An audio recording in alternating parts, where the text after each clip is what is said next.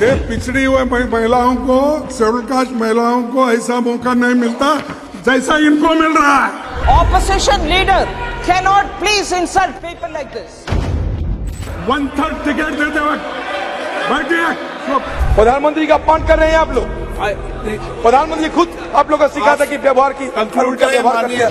अधीर रंजन जी ने दो चीजें फैक्चुअली इनकरेक्ट कही है। या तो वो श्रीमती सोनिया गांधी ने पत्र भी लिखा था हमारे प्रधानमंत्री जी को। माननीय बैठिए ना, बैठिए ना, मैं आगे कहता हूँ प्लीज। शायद ईश्वर ने ऐसे कई पवित्र काम के लिए मुझे चुना है। सामने प्रधानमंत्री मोदी बैठे थे। नेता प्रतिपक्ष मल्लिकार्जुन खड़गे ने गुस्से में किसे सुना डाला? निर्मला सीतारमण के साथ बहस की पूरी कहानी क्या है? महिला आरक्षण बिल पेश करते ही अधीर रंजन चौधरी ने क्या दावा ठोक दिया? किस बात पर गुस्सा शाह ने अधीर को चेतावनी दे दी? संविधान सदन से नए संसद भवन में जब दिग्गज पहुंचे तो क्या कुछ हुआ? इन तमाम सवालों के जवाब लेकर मैं हिमांशु हाजिर हूं आपका खास शो संसद में आज लेकर।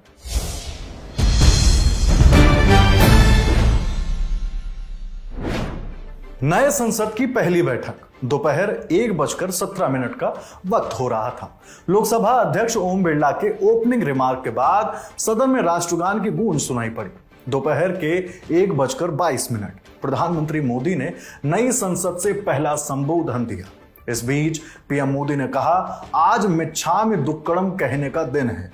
मोदी ने सदन के सदस्यों से, देश की जनता से मिच्छामि दुक्कड़म कहा। मिच्छामि दुक्कड़म अगर आप कह रहे हैं तो मतलब कुछ यह है कि आपके मन में किसी अन्य को लेकर जो कुछ भी दुर्भावना जैसा कुछ था उसका असर खत्म हो जाए। हालांकि यह तो शाब्दिक अर्थ होता है, लेकिन जिस संदर्भ में इसे यूज किया जाता है या जिस संदर्भ में इसे यूज किया गया है उसके मुताबिक मुझे अतीत की सभी गलतियों के लिए माफ करें जिससे आपको प्रत्यक्ष या अप्रत्यक्ष तौर पर नुकसान पहुंचा हो। ये अपने आप में एक अद्भुत परंपरा है। इस दिन को एक प्रकार से क्षमा वाणी का भी पर्व कहते हैं। आज मिच्छामि दुक्कड़म कहने का दिन है। ये पर्व मन से, कर्म से, वचन से अगर जाने अनजाने किसी को भी दुख पहुंचाया है तो उसकी क्षमा याचना का अवसर है। मेरी तरफ से भी पूरी विनम्रता के साथ, पूरे हृदय से आप सभी को, सभी सांसद सदस्यों को और सभी देशवासियों को मिच्छामि दुक्कड़म। प्रधानमंत्री मोदी ने कहा कि महिला आरक्षण के संबंध में पहले भी काफी चर्चा के साथ साथ वाद विवाद खत्म हुआ है। महिला आरक्षण को लेकर संसद में पहले भी कुछ प्रयास हुए हैं। 1996 में इससे जुड़ा बिल पहली बार पेश हुआ था। अटल जी के कार्यकाल में कई बार महिला आरक्षण का बिल पेश किया गया, कई बार, लेकिन उसे पार कराने के लिए आंकड़े नहीं जुटा पाए और उसके कारण वो सपना अधूरा रह गया। महिलाओं को अधिकार देने का, महिलाओं की शक्ति का उपयोग करने का वो काम, शायद ईश्वर ने ऐसे कई पवित्र काम के लिए मुझे चुना है।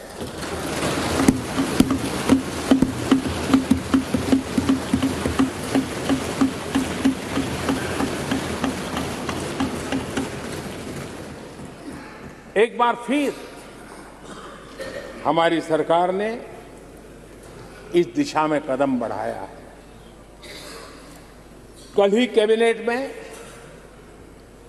महिला आरक्षण वाला जो विधेयक है उसको मंजूरी दी गई है।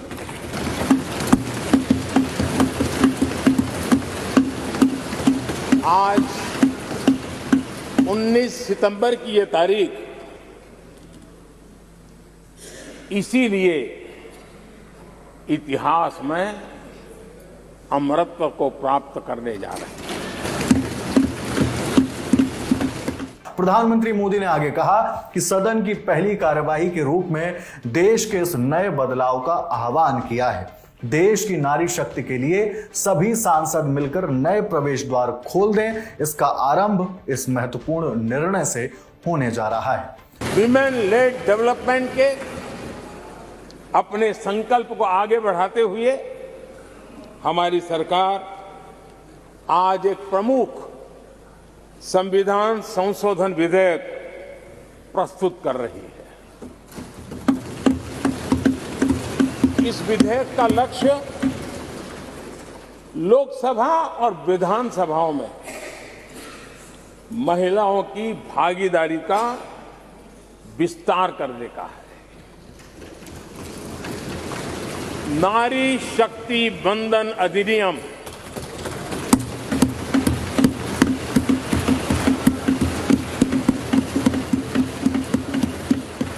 नारी शक्ति बंधन अधिनियम इसके माध्यम से हमारा लोकतंत्र और मजबूत होगा।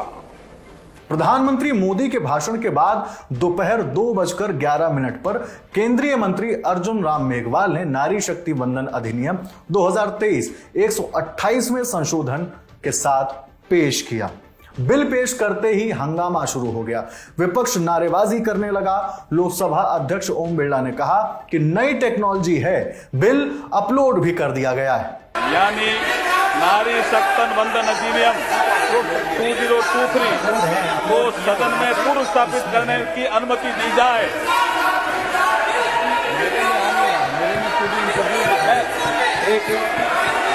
मैं बोलना भी चाहता हूं सर। सप्लीमेंट्री बिजनेस में देखिए, बिल को अपलोड सप्लीमेंट्री बिजनेस में देखिए,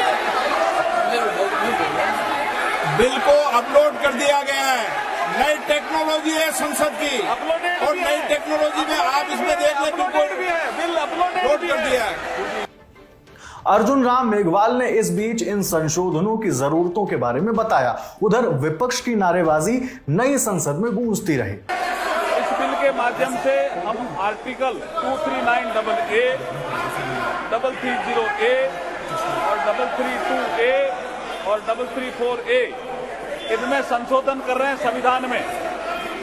अध्यक्ष जी, 239AA के माध्यम से 33% सीटें national capital territory of Delhi के लिए महिलाओं के लिए रिजर्व होगी।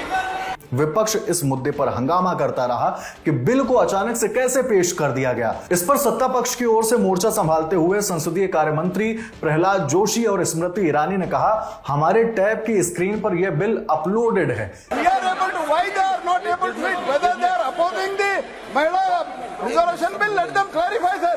It is there, sir. Let them understand, sir. It is already there. ये तो है सर ऑलरेडी। मेरे अभी जो इधर रखा है टैब, ये टैब में आ रहा है। You please try to understand the technology.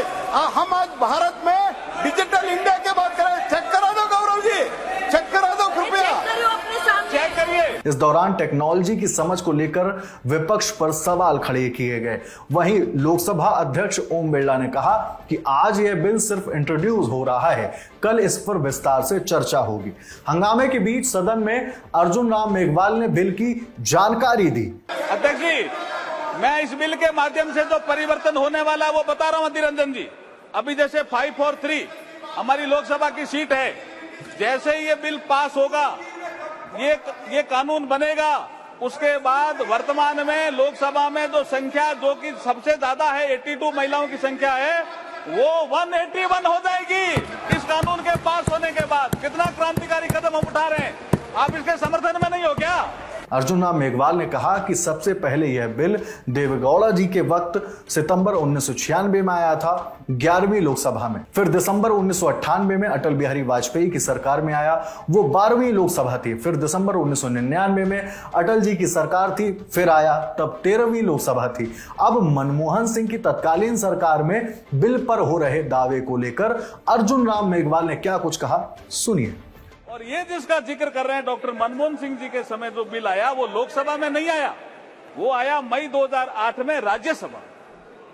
यही यहां से षड्यंत्र की बू आती और राज्यसभा में आने के बाद ये डिपार्टमेंट रिलेटेड स्टैंडिंग कमेटी में गया और वहां ये बिल जब रिपोर्ट आई तो मार्च 2010 में 9 मार्च 2010 में राज्यसभा ने इसको पास किया।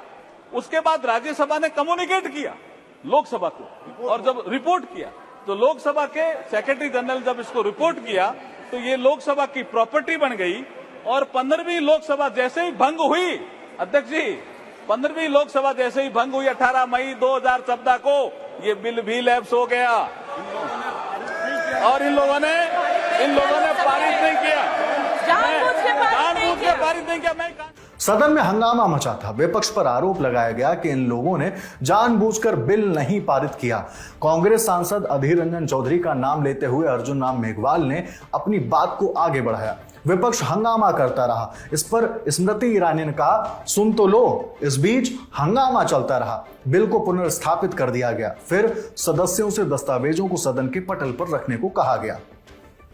विशेष सत्र के दूसरे दिन सबसे बड़ी पार्टी के नेता के तौर पर कांग्रेस सांसद अधीर रंजन चौधरी ने नए संसद भवन के पहले दिन संविधान पढ़ते हुए कहा कि जो इंडिया है वो भारत है, हम जबरदस्ती इसके बीच कोई दरार पैदा करने की कोशिश ना करें। उसमें जब पहला आर्टिकल उसमें यही लिखा जाता है कि India that is Bharat shall be A union of state, मतलब भारत और इंडिया के बीच कोई अंतर नहीं है।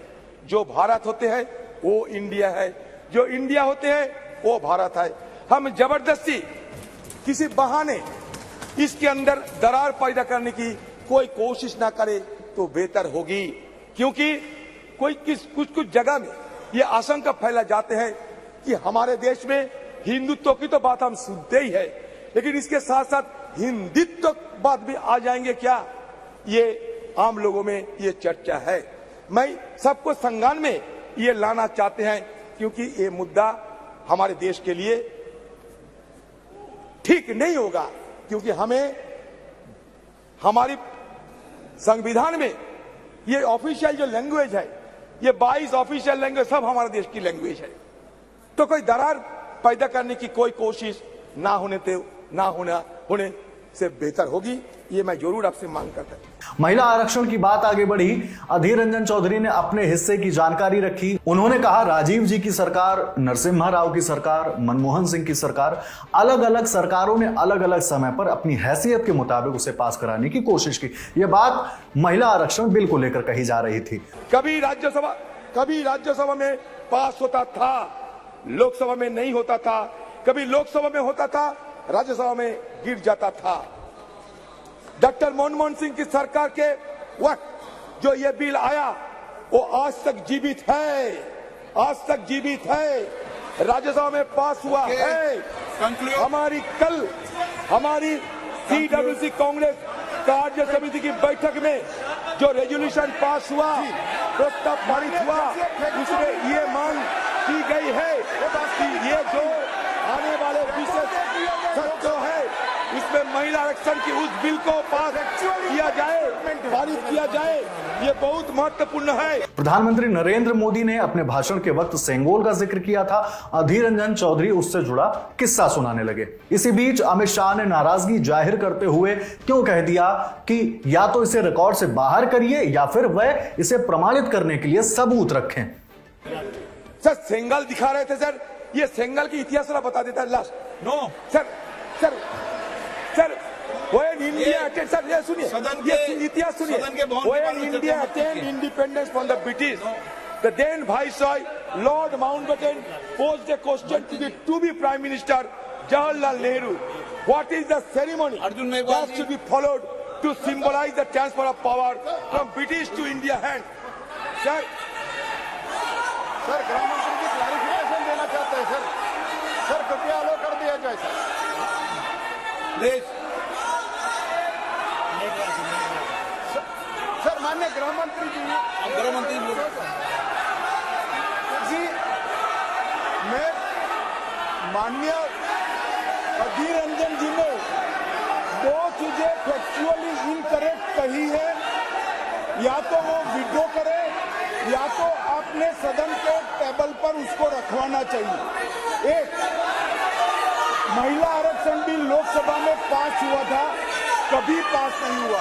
और दो, कि ये बिल पुराना लोकसभा में लंबित है। ये बिल 2014 में ही लोकसभा के विघटन के साथ ही ये बिल निरस्त कर दिया गया। अधीर ने अपना बयान पूरा किया, लेकिन शाह का गुस्सा नहीं थमा था। अध्यक्ष जी, मेरा व्यवस्था का प्रश्न है। माननीय अधीर रंजन जी ने जो कहा वो फैक्चुअली इनकरेक्ट है कि पुराना बिल अभी भी जीवित है। मेरी स्पष्ट जानकारी है कि पुराना बिल लैप्स कर गया है। अधीर रंजन जी ने जो कहा है उसके समर्थन में उनके पास कोई डॉक्यूमेंट है तो टेबल पर रखने चाहिए। एक, या तो उन्होंने स्टेटमेंट विड्रॉ करना चाहिए। दूसरा, उन्होंने कहा कि इस बिल को लोकसभा ने भी कभी पारित किया था राजीव गांधी जी के समय में, कभी नहीं हुआ है। हंगामा तेज हो चुका था। अमित शाह ने हंगामा कर रहे विपक्षी दल के सदस्य से कहा, बैठिए, लोकसभा में जो बिल पारित होता है, अगर राज्यसभा उसे पारित नहीं करती है और लोकसभा का कार्यकाल समाप्त हो जाता है तो बिल अपने आप लैप्स हो जाता है। अगर इन लोगों के पास अलग जानकारी है तो सदन के पटल पर रखें। लोकसभा में सदस्यों से दस्तावेजों को अब सदन के पटल पर रखने को कहा गया। इसके साथ ही लोकसभा की कार्यवाही बुधवार 20 सितंबर सुबह 11 बजे तक के लिए स्थगित कर दी गई। सभा की कार्रवाई बुधवार दिनांक 20 सितंबर 2023 को प्राप्त 11 बजे तक के लिए स्थगित की जाती है। अब राज्यसभा की बात करते हैं। 2:15 पर सभापति जगदीप धनखड़ अपने आसन पर पहुंचे, लेकिन फ्लोर लीडर से मीटिंग की बात कहते हुए सदन को आधे घंटे के लिए स्थगित कर दिया गया। 2:47 पर राज्यसभा की कार्यवाही फिर शुरू हुई। सदन में प्रधानमंत्री मोदी भी मौजूद थे। सभापति जगदीप धनखड़ के बाद सदन को प्रधानमंत्री मोदी ने भी संबोधित किया। सदन में प्रधानमंत्री मोदी ने महिला आरक्षण बिल की जानकारी दी। इसके बाद नेता प्रतिपक्ष मल्लिकार्जुन खड़गे ने सदन को संबोधित किया। खड़गे ने कहा, मैं बहुत लंबा भाषण नहीं करना चाहता, मैं यह सोचकर आया था कि आपकी तरफ से कुछ भाषण होगा, फिर आप हम सभी को रिहा करेंगे। आज ऐसी सोच मेरी थी, लेकिन वो बात गलत हो गई।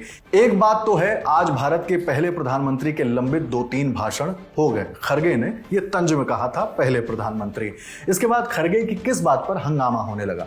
आवाज तेज हुई तो खड़गे को गुस्सा आ गया। प्रधानमंत्री मोदी इन सबके बीच सामने मौजूद थे।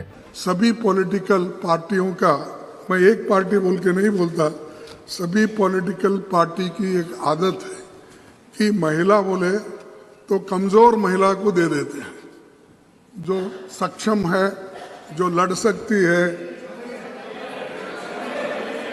अरे सुनो, तुमको अरे आप टिकट 1/3 टिकट देते वक्त बैठिए, यहाँ 1/3 की बात चल रही है।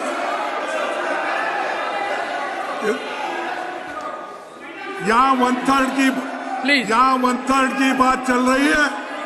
मुझे मालूम है शेड्यूल कास्ट के लोगों को, बैकवर्ड के लोगों को किस ढंग से पार्टियां चुनती है।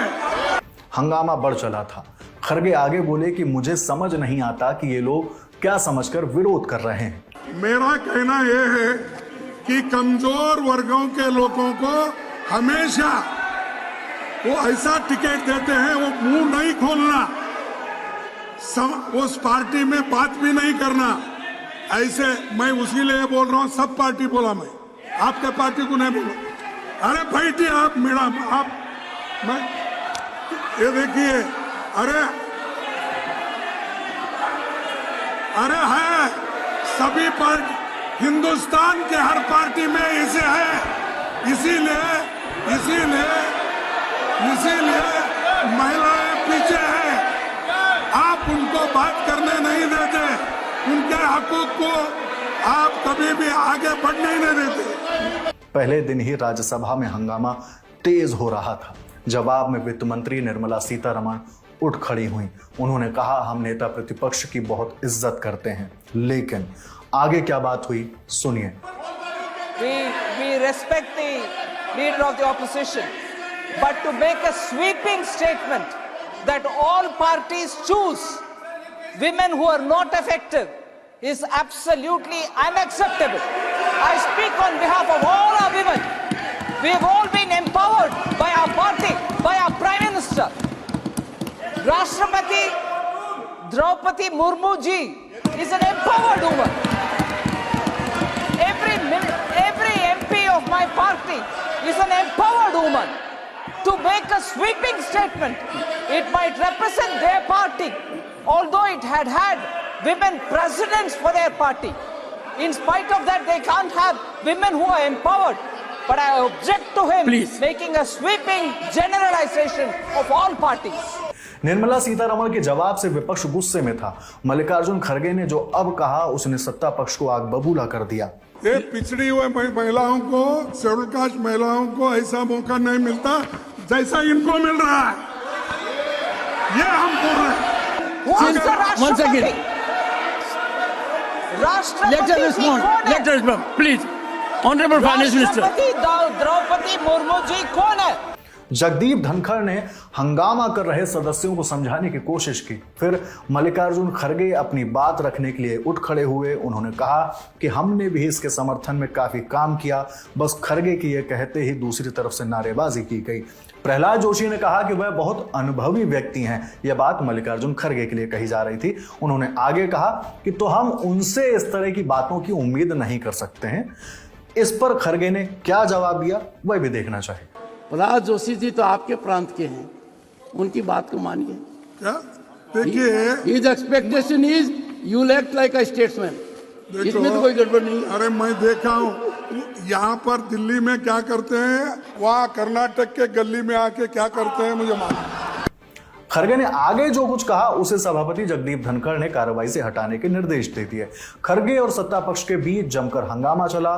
खड़गे ने आरोप लगाया कि कई स्टेट्स को कमजोर किया जा रहा है। उन्होंने कहा कि राज्यों को जीएसटी समय पर नहीं मिलती, मनरेगा का अमाउंट समय पर नहीं जाता, उनकी समस्याएं चाहे एग्रीकल्चर डिपार्टमेंट हो, इरिगेशन डिपार्टमेंट हो, ग्रांट समय पर नहीं मिलता। इन आरोपों पर निर्मला सीतारमण ने कहा कि हम राज्यों को पहले ही पैसा दे देते हैं। उन्होंने कहा कि किसी भी राज्य का कोई पैसा नहीं बाकी है।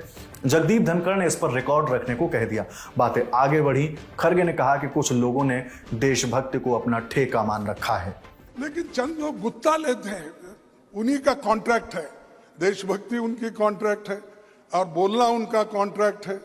लेकिन आप ये भी देखिए, जो समाज में दूसरे लोग भी रहते हैं, ऐसे लोग भी देश के लिए लड़ते हैं और आखिरी दम तक, आखिरी खून का कतरे तक देश को बचाने के लिए, लड़ने के लिए सभी तैयार है और हम भी उसमें से हैं।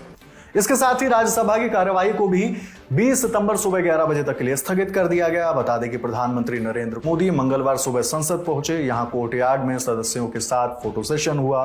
फिर सेंट्रल हॉल में नेताओं का संबोधन, बढ़ता हुआ क्रम। विपक्षी दल के सदस्य संविधान लेकर नई संसद की ओर रवाना हुए। आगे क्या कुछ हुआ हमने आपको सब कुछ बताया।